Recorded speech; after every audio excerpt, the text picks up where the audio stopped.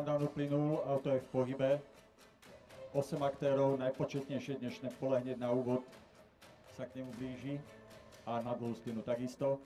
Vo vzduchu je Quentin s číslom 1 domáca šanca za Anou Saifovou. Veľmi rýchlo však zrovnaný. Nik nejako očividnejšie nezaostáva, nemá problémy s akciou.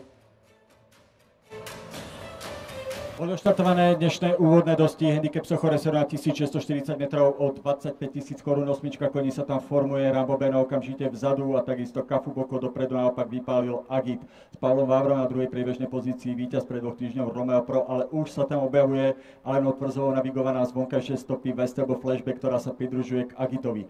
Úvodný z 3 oblúkov a vpredu sú Agit z Westerbo Flashback, ktorí si vypracovali asi 3 dĺžky na osamotenie 3. Romea Pro na priebežnej 4. pozícii, potom zvonka napreduje frajerka Missy zvnútra Quentin, ktorý je v tzv. Mŕtvej stope, ďalej potom nasleduje Jack Marty, ďalej na osamotenej predposlednej priečke veterán Kafu Boko a mimo kontaktu od úvodu týchto dostihov Rambo Beno.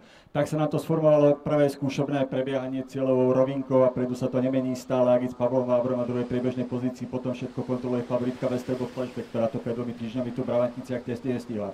Tretí je premožiteľ pred 2 týždňov Romeo Pro, na 4. mieste potom frajerka Missy na 5. priečke znútra Quentin, zvonka sa k nemu pridružuje Jack Marty, ďalší 8 dĺžok späť po Kafu Boka, ďalších dobrých 15-20 dĺžok po Ramba Bena, ktorý ide zrejme iba na dokončenie, lebo je dobrých 100-120 metrov za čelom týchto dostihov zaobstarávaným veľmi čiperným Agitom, ktorý sa dostal do trháku o 4 dĺžky pred Westerbo Flashback. Takže jeden z najväčších outsiderov s kurzom 20 sportu Agit stále vedie približne 600 metrov pred cieľom, pred favoritku Westerbo Flashback, teraz tzv. Úsy pochod predu, osamotenie 3. stále Romeo Pro, ale na jeho úroveň už sa pomaličky doťahuje domáci Quentin, ďalej potom ešte teoreticky naplno v hre aj Jack Marty a frajerka Missy, ale tá už je dobrých 10-12 dĺžok od Agita, ktorý stále má 3 dĺžky náskoku pred Westerbo Flashback. Agit, ktorý akoby našiel doteraz nenájdené na dostiových dráhach, ale teraz predsa len má trošku slabší moment pred cieľou rovinkou, sa to tam predu zrovnáva, Agit vedie a do predných koní ide Romeo Pro, ale zvonka ešte aj Jack Marty, je to teraz mimoriadne vyrovnané Westerbo Flashback ešte stredom dráhy,